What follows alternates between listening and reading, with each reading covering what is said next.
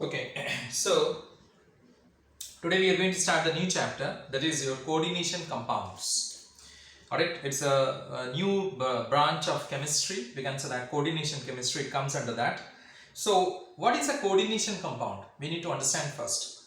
So, coordination compounds are those molecular or addition compounds, we can say, in which the central metal atom or ion is permanently attached. Listen to this word, is permanently attached to a certain atom or group of atoms called ligands. So here I have used two words. One is your central metal atom and another is ligand. And the central metal atom is attached to this ligands permanently. Alright, by help of what? By help of coordinate bond, and hence this compound is called as coordination compound. So ligands are what? Ligands, they are capable of donating pair of electrons to the central metal atom. Alright. Ligands, they are atoms or group of atoms which are attached to the central metal atom permanently. Now what the ligand does? Ligands donates a pair of electrons to the central metal atom. We can say that. That is capable of donating atoms, capable of donating what you can say pair of electron. It should be a pair, not single electron. A pair of electrons to the central metal atom. Got it? Or ion. And as a result, it forms a bond with it, and that particular bond is called as coordination bond, coordinate bond, and the compound is called as coordination compound. Let me say you once again the full definition. Coordination compounds are those molecular or addition compounds in which the central metal atom or ion is permanently attached to a certain atom or group of atoms called ligands. Got it? These ligands are capable of donating at least a pair of electrons to the central metal atom or ion and get attached to it by coordinate bond, and thus the compound is called as coordination compound, and hence we can say this subject, this branch of chemistry is called as coordination chemistry. So here what you find is that, again I repeat, here we are having two words which you need to understand. One is your central metal atom and another is the ligands. Ligands are atom or group of atoms. Atoms means it can be chlorine, bromine, iodine, fluorine. Alright, this can be your or oxygen, we can say that. Group of atoms means like it can be CO32 minus, it can be SO42 minus, it can be COO minus, it can be OH minus, it can be CN minus, it can be NO2 minus, it can be ONO. In this way, these are known as a group of atoms. Now this group of atoms or atoms, they are capable of donating at least a pair of electron to the central metal atom. Alright, so as a result you understand here that central metal atom should have deficiency of electrons present in it.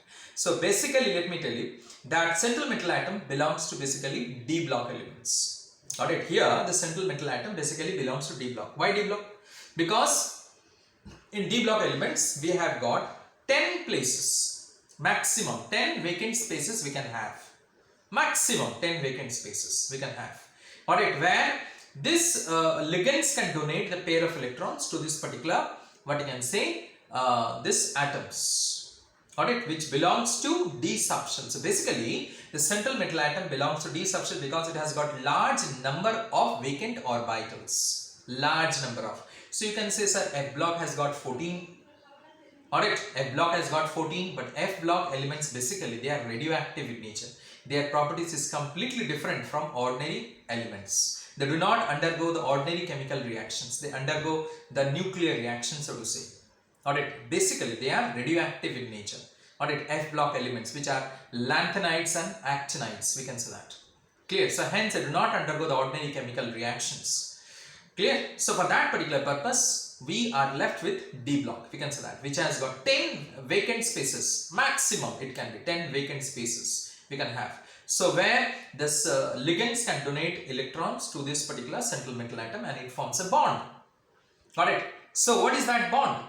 So when a pair of electrons is donated from one atom to another atom, one atom means from the surrounding atoms to the, what you can say, central metal atom. So here the surrounding atoms is what? Ligands, which are called as what? Donor atoms. Why donor atoms? Because again I repeat, they donate lone pair of electrons to the central metal atom, and hence a bond is formed. What is that bond called? That is called as coordinate bond. And this subject, this branch of chemistry is called as coordination chemistry, or the compounds are known as coordination compounds, we can say that. I hope you understood. Now let me give some examples to you. For example, we can have this example, K4 FeCN whole 6. Now we'll understand it. Now this is your central metal atom. This one. This is your central metal atom. Now this Cn is nothing but is your ligand, which is called as the donor atoms, which donate lone pair of electrons to the central metal atom. Cn, donor atoms. Alright, now how it will donate? You know, nitrogen has got lone pair of electrons. At least one lone pair is there. This 6 represents what? We will see it is representing coordination number. Coordination number means how many ligands are attached to the central metal atom. That's called coordination number. I'll come to the definition one by one once again. Now, next is this particular ion K4. There is 4 potassium ion, you can see. It is called as simple ion. This is known as simple ion or counter ion. We can say that. Counter ion. It is known as simple ion or counter ion. We can say that. And this particular ion is known as complex ion. Together. Central metal atom, ligands, this everything which is enclosed in square bracket. You can say everything is enclosed in square bracket. This is called as complex ion. This is known as complex ion. So hence in a coordination compound we are having a simple ion or counter ion, and this is we are having a complex ion. Why did we say that? Why did we say in this particular way? Because when K4 FeCN whole 6, let us say this compound only I have taken it as an example, and this only I am explaining you. It dissociates to give you 4K plus FeCN whole 6 4 minus, because here 4 positive charges there means it has to be 4 negative charges, because ultimately the compound is neutral in nature, isn't it? You can say the compound is neutral. So it is 4K plus what you find is that FeCN whole 6 4 minus. So you can see very clearly here, when coordination compound dissociates, it dissociates to give you simple ion, got it? And we are getting a complex ion, you can say that. It does not dissociate further. It does not dissociate further, got it? You will not get it Fe2 plus and Cn, what you can say 6Cn minus, no.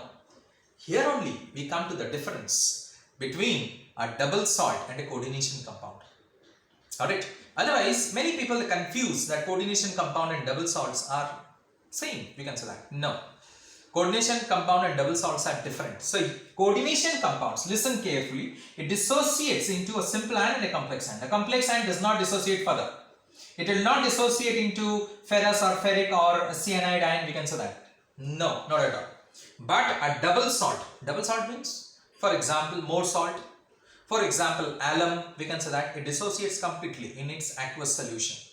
Alright, it dissociates completely in its aqueous solution. Okay, so now that is the difference between double salt and that is what you can say coordination compound. Now, let me take an example of a double salt also. So you've understood this particular one. Now, this particular concept was put forward by first of all by Werner.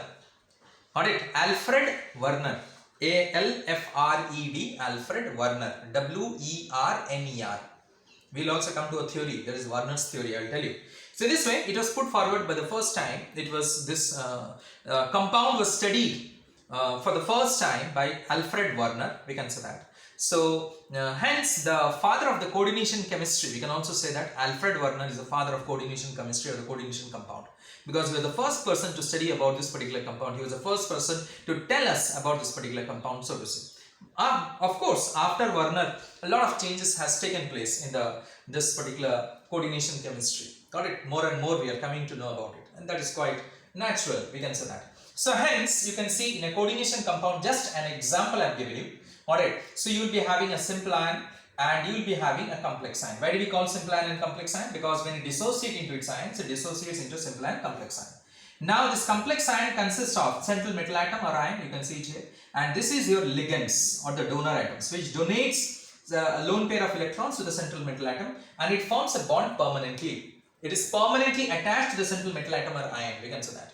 So how many ligands are present here? That is denoted by the number that is called as the coordination number, denoted with letter Cn. Alright, you have read it about coordination number in solid state also. That is, an atom is there and how many neighboring atoms are present in it. Isn't it? That is called as a coordination number. So here also same thing. We are having a central metal atom and how many ligands are attached permanently to the central metal atom. You compare it. What you studied in solid state and what you are studying here. You compare it. You will find both are same. There we are having an atom which is surrounded by many other atoms. Depending upon the type of solid, we can say that. There also we have got the coordination number as 6, 8, 12, 4. We can say that the coordination number we had. Alright, see here also same thing. We are having a central metal atom which is surrounded by ligands, which are the donor atoms, which donates lone pair of electrons to the central metal atom. And it forms a bond permanently. It is attached permanently. That is called coordination bond. Coordinate bond, and the compounds are called as coordination compound. Alright, so you got some idea about it. Now we'll come in details about it. But before that, let me tell you the difference between that is double salt. Theoretically, I just said you. Now one more difference I'll show it to you. That double salt and coordination compound. So coordination compound already I said you, it dissociates into two ions, that is simple ion and a complex ion. You can see it here. We are getting a simple ion and a complex ion. Alright, which is a counter ion and a complex ion. But if I take that is more salt, let us say. What is more salt? FeSO4 dot NH4 whole twice SO4 dot 6H2O. So it will dissociate into, see here, FeSO4 dot NH4 whole twice SO4 dot 6H2O. Now this will dissociate into FeSO4 means what is that? Fe is having valency 2, so Fe2 plus. Here SO4 2 minus and here another SO4. We can say that. So we are having how many SO4? We are having 2, that is sulfate ions. Correct? Isn't it? We are having one sulfate, this is another sulfate. We will not write SO4 2 minus, SO4 2 minus. Why? Together we can write 2 SO4 2 minus. And how many NH4 ions we are having? 2. You can see NH4 whole twice. So 2 NH4 plus. Got it?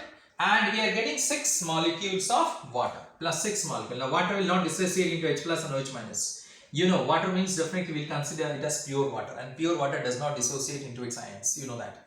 Pure water does not dissociate because it will dissociate when you dissolve in water, this particular one, when you dissolve in water, it will dissociate into its ions. Or when you pass electric current through it, will dissociate into its ions, as you can see it there. So here, completely dissociate into its ions, completely dissociates into its ions. Which one? Double salt.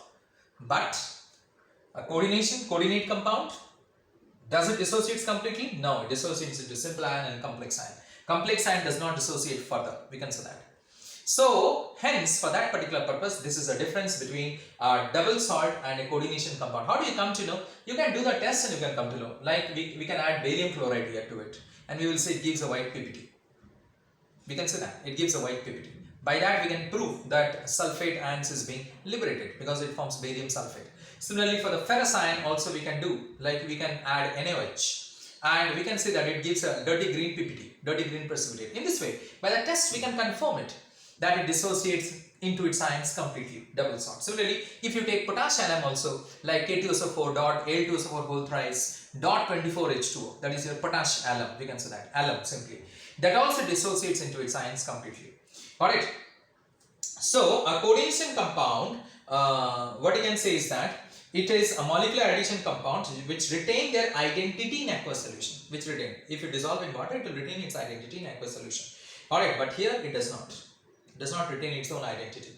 Clear? And so properties entirely what you can find is that the different from that of the coordination compound, we can say that. Clear? Of the constituent ions. Of course, its properties entirely different from the coordination compound, and of course its properties is also entirely different from its respective ions. Respective ions is potassium ions, ferrous ions, cyanide ions. It is entirely different. Alright, when a coordination compound dissociates, do you get my point? That it retains its identity. Alright, it retains its identity means its identity in aqueous solution, it's the same, and so the properties entirely different from its constituting ions. Which one? Coordination compound. Definitely, because it does not dissociate into its ions, so its properties is entirely different from the ions by which it is being formed. So, in this way, this is about your coordination bond or coordinate bond or coordination compounds, we can say that. So, we are going to study in details about it. Now, as I said you that let me take this example only and we can move forward. that is K4FeCN whole 6. I will explain you all the terms. Once again, let me take this example. K4 that is FeCN whole 6. So here Fe, I said you, is a central metal atom. Central metal atom, I said it. Now what is central metal atom? If you want to convert the definition, I have given you in my notes. The central metal atom are ion to which certain atoms, a group of atoms called ligands. See, certain atoms, a group of atoms called ligands are permanently attached. I have said you already in my definition. Are permanently attached in the coordination compound is called central metal atom or ion. We can say that. So here this is central metal atom or ion. You can take another compound like KAgCN whole twice. Got it? So here silver is a KAgCN whole twice. Don't think only Cn is the ligand. No, just I am giving an example. It is coming in my mind. So here silver is the central metal atom or ion, we can say that, and Cn is the ligand once again. And potassium is a counter ion or simple ion, we can say that. Now, in this way, it forms complexes. We can say that the ligands donates to the central metal atom a pair of electrons which is permanently attached. I hope you understood this particular one. Clear? Now, next is ligands. Now, ligands are the molecular or the ionic species which are directly attached to the central metal atom or ion. Alright? These are ligands are nothing but the donor atoms, I said you, which gets directly attached to the central metal atom or ion during the formation of the coordinating bond. We can say that, which are either molecular species or the ionic species, we can say that. Now when I say molecular species or the ionic species, by that what I means to say you that ligands are of many types. Alright, again I repeat, ligands are what? They are the donor atoms. Alright, ligands are the atoms or group of atoms which have a tendency to donate a lone pair of electrons to the central metal atom, and it forms a bond permanently with the central metal atom, which are either molecular species or ionic species. So based upon it, I am saying you ligands are of different types. If it is molecular species, it is a neutral ligand. We can say that, neutral ligand. If it is an ionic species, then it can be a cationic ligand or an anionic ligands. But basically, let me say you, ligands are donor atoms. Means they are basically either neutral or negatively charged species, because apply the common sense. Donor atom. Now who is going to donate electrons? The one who is having excess of electrons in it. That's going to donate to the central metal atom. Now apply the common sense here. Try to understand that. I said it donates electrons to the central metal atom. It donates electrons to the central metal atom. So which will donate? Which atom or group of atoms is going to donate? Who is having excess of electrons? They are only going to donate. So hence I said ligands are basically molecular nature, they are neutral, or they are charged species which are negatively charged, because negatively means it will have excess of electrons. Positively charged ligands are very rare. Positively charged ligands, and they are only just 3. You need to remember, only 3. Alright, that is cationic ligands. You may write it down. Cationic ligands are very rare. They are just only 3. What are those? Which carry positive charge. They are very, very rare.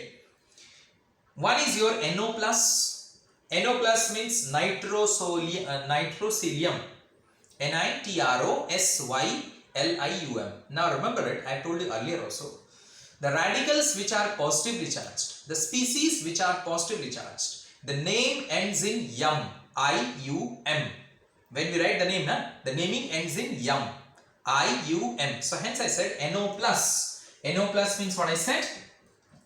Nitroso. NO is nitroso and nitrosolium. We can say that. It is nothing but nitrosolium. So this O gets converted into Y. Nitrosolium. We can say that. We speak in this way. Similarly, we are also having that is NO2+. NO2+, another cationic ligand is NO2+, which is called as nitronium. We can say that. Nitronium. That's quite easy. Another is NH2, NH3+, hydrazinium. NH2, NH3+. This is called as hydrazinium, because NH2 is known as what? Hydrazine. You know that. NH2 dot NH2. You have studied. That is called as hydrazine. but NH2, NH3 plus. So it is hydrazinium. Hydrazinium. Hydrazinium. We can say that. These are the cationic ligands. Only 3 we are having. It's cationic ligands. Fine. Now neutral ligands, it can be your water, H2O. It can be carbon monoxide, CO. It can be, what you can say, it can be your ethylene diamine, that is CH2, NH2, CH2, single bond CH2, and both the side NH2 is attached, or rather I should say NH2, single bond CH2, single bond CH2, single bond NH2. This is called ethylene diamine. Let me rub it, this particular one, then only it will be, you'll be able to understand it. So what I said, that is we can have CO, we can have CS, we can have NH2, CH2, CH2, NH2. We can say that. Clear? So what is this known as? Now CO is known as nothing but the name is carbonyl. We know that. CS, thiocarbonyl. Whenever sulfur is attached, the name thio comes, thiocarbonyl. Now NH2, CH2, CH2, NH2. What is this known as? It is nothing but known as ethylene diamine, and the symbol for it is EN. That's short. Instead of writing the whole word ethylene diamine, we write it as EN. EN stands for, it's the abbreviated form, stands for ethylene diamine. Similarly, we can have C5H5N. This is known as what? Pyridine, denoted with letter PY. The abbreviated form is, the short form is PY. We can say that. Similarly, we are having that is nothing but CH3, or we can have CH3, yeah, we can take, or you can take C6H5 also. Alright, CH3 whole thrice P, we can say that. So what is this? It is known as trimethyl phosphate. Trimethyl phosphate. If I take here C6H5, so what it will be? Triphenyl phosphate, or we can also say triphenyl phosphine. Rather, we can use the word phosphine. Actually, initially at the time of Werner, we used to say phosphate. Now the name has changed to phosphine. Now how it is phosphine? You know that the formula of phosphine is what? pH3. You know it. pH3 is phosphine. So instead of 3 hydrogen, I can use here 3 phenyl group, or 3 methyl group, or 3 ethyl group. Anything I can use it. Anything I can use it. Accordingly, the naming is done. So now here 3 phenyl group is there. So you can say triphenyl phosphine. I said you at the time of Werner it was called as phosphate, but now we know this compound is phosphine. So instead of 3 hydrogen, 3 phenyl is coming. So the name is triphenyl phosphine. If methyl is coming, trimethyl phosphine. If ethyl is coming, triethyl phosphine. So all these are coming under neutral ligands. We can say that neutral ligands. Another one I forgot to say you, that is water. Water is another neutral ligand, and another one is also there, ammonia. Yeah, that also is there. I'm forgetting it. So water and ammonia is another neutral ligand. Alright. So who is the donor atom here? Oxygen is the donor atom. Here nitrogen is the donor atom. Here nitrogen is the donor atom. You see. Here phosphorus is the donor atom. In this way. Here oxygen. Here sulfur is the donor atom. So we can say that. Here nitrogen is the donor atom. So we can say that in this way. So these are the donor atoms, because I said you ligands are the donor atoms. Alright, which are an atom or group of atom. We can say that. Okay, are you able to understand what I am speaking to you? So these are all coming under neutral ligands. They don't have any charge, you can see. I have not written any charge. This is carbonyl, thiocarbonyl, ethylene diamine. This is pyridine. This is your nothing but your phosphine, triphenyl phosphine. This is your water. This is ammonia. But there is a special name for water. Remember it. When you write water, you write it as aqua. By writing the IUPAC name, we write it as aqua. Alright, when you write the IUPAC name of the compound, then you write it as aqua. We can say that. And in case of ammonia, you write it as amine. A-M-M-I-N-E. Okay, thank you.